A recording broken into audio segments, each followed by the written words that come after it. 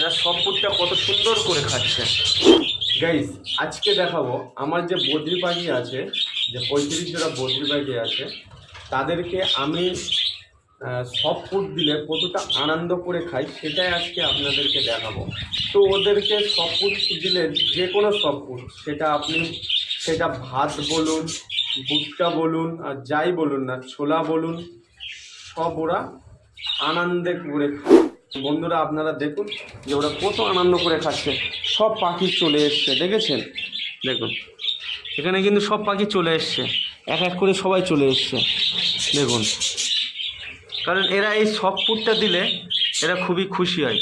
আর সব ফুটে আজকে আছে গম আর হাড়ি মুগ ডাল, মানে তরকার ডাল। এরা সব ফুডটা কত সুন্দর করে খাচ্ছে।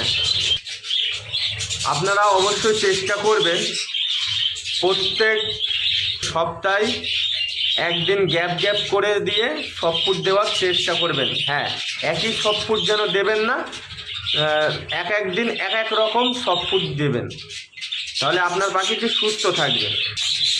পাশের ঘরটাও আপনাদেরকে দেখাই, এটা কিন্তু ফ্লাইং কেজ। সব ফুড অনেকে বলে যে দাদা আমার পাখিগুলোকে আমি সব ফুড খাওয়াতে পারি না, কিন্তু দাদা এগুলোকে অভ্যেস করাতে হয়। অভ্যেস না থাকলে এরা এত আনন্দে খেতেও পারবে না, আর কী জিনিস ওরা বুঝতেও পারবে না যে আমরা এটা কী খাচ্ছি।